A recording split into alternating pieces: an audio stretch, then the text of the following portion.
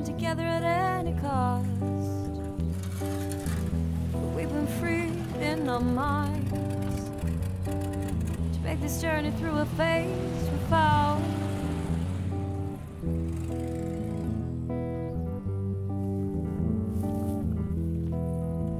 Aux frontières de l'Europe, la Bulgarie est un des lieux de passage privilégiés pour les migrants clandestins. Depuis 2012, plus de 10 000 personnes y sont passées. Le renforcement de la sécurité à la frontière entre la Turquie et la Grèce a reporté le flux migratoire ici. La guerre en Syrie se poursuit et de nombreux réfugiés affluent. Ils arrivent dans un des 7 centres d'accueil réservés aux migrants arrêtés à la frontière bulgare. À Armanli, près de 1000 personnes attendent leur statut de réfugiés. 94% d'entre eux sont syriens. Une journée ordinaire à Armanli. Ce centre d'enregistrement a ouvert en octobre 2013, dans un ancien camp militaire. Ici, l'État assure un ravitaillement minimum pour plus de 900 migrants clandestins arrêtés à la frontière. Aujourd'hui, c'est yaourt et galettes au menu. Mais le camp a connu des jours plus durs. Lydia Staïkova travaille bénévolement à Armanli. Elle vient au centre 2 fois par semaine depuis décembre. Il y a encore quelques mois, le centre était tout simplement livré à lui-même.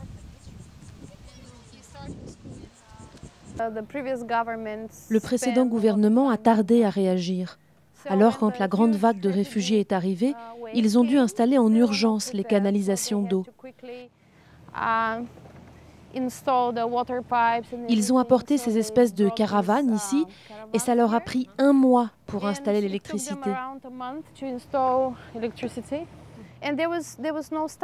Et il n'y avait aucun personnel ici, juste un commandant, une seule personne pour tout le camp. C'était le directeur d'un autre camp qui s'occupait de celui-ci. Ce qui veut dire qu'au début, les gens n'avaient pas le droit de sortir parce qu'ils n'étaient pas enregistrés. Comme ils n'étaient pas enregistrés, ils devaient rester ici.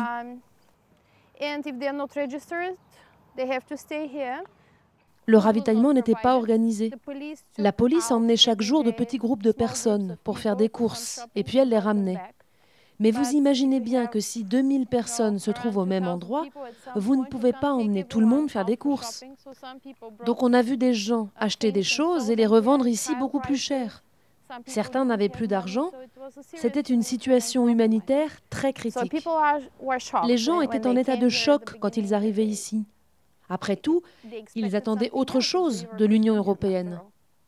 Maintenant, ça va mieux, mais certains sont toujours choqués. À Armanli, la plupart des migrants sont des Kurdes qui ont fui les islamistes. Basel Khalil Diko a 28 ans. Il est arrivé au centre en avril, après avoir quitté la Syrie. Il étudiait à Alep quand sa maison a été détruite. Depuis, il n'a plus de nouvelles de sa famille.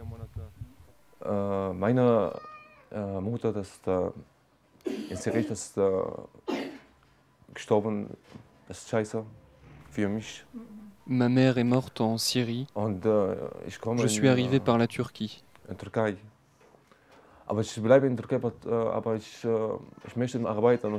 Je suis resté en Turquie. Je voulais travailler. Mais ça n'a pas été possible.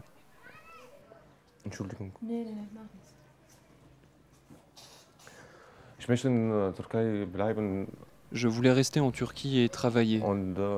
Maintenant, je suis obligé de rester en Bulgarie, mais j'aimerais bien partir en Allemagne, travailler et étudier là-bas.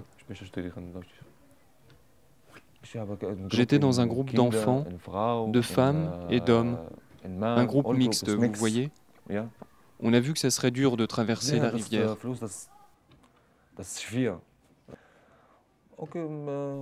J'ai porté 2 enfants, une femme s'est accrochée à nous, tout le groupe, on s'aidait les uns les autres.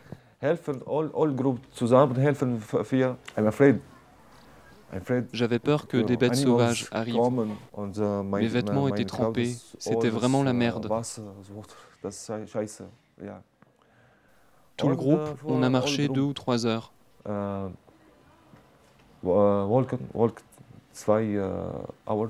Et puis la police bulgare nous a repérés. Ils ont arrêté le groupe et ils m'ont frappé.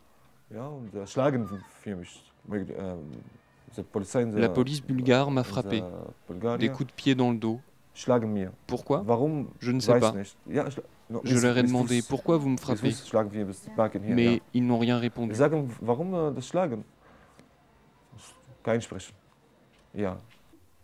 C'est un grand jour pour Basel. Il vient d'obtenir le statut de réfugié. Il va donc bientôt pouvoir circuler librement dans le pays. Ce papier, c'est mon statut en Bulgarie. Le gouvernement de Bulgarie m'a donné le statut de réfugié, mais c'est du bulgare, donc je ne peux pas lire ce qui est écrit là.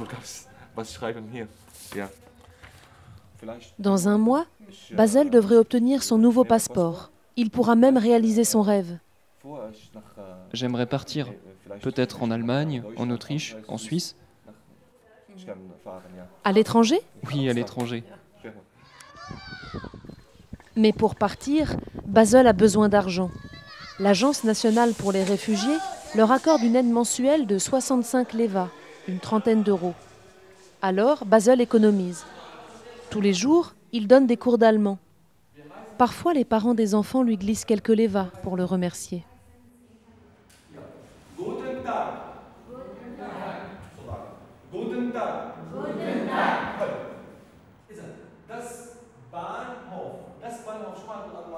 La langue, c'est le principal outil avec lequel les réfugiés d'Armanlie construiront leur avenir. Alors ici, les compétences de Basel sont précieuses. L'État assure depuis le mois de mars des cours de bulgare auxquels personne n'assiste. Khalil Mohamed enseigne bénévolement l'anglais. C'est la langue privilégiée des migrants d'Armanlie.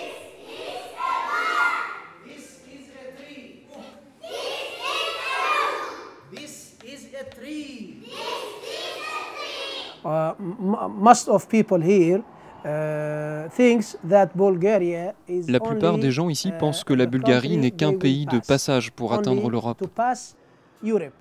C'est pour cette raison qu'ils veulent apprendre l'anglais ou l'allemand. Ils pensent qu'ils n'auront pas besoin d'apprendre ou de parler le bulgare.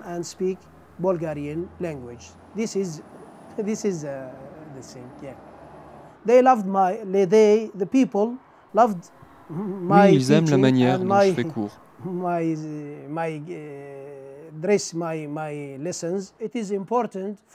C'est très important pour les jeunes d'apprendre l'anglais parce que c'est une langue internationale qui pourra leur être utile partout où ils se trouveront.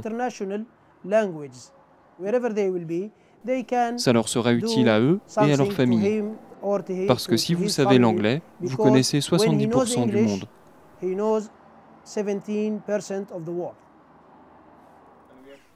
En Bulgarie, près de 4300 migrants clandestins attendent leurs papiers. Les mieux lotis obtiendront un passeport de 5 ans, leur permettant de rejoindre l'ouest de l'Europe. Les autres devront rester en Bulgarie pour 3 ans et trouver un travail. Ou rentrer au pays et retenter leur chance à la frontière.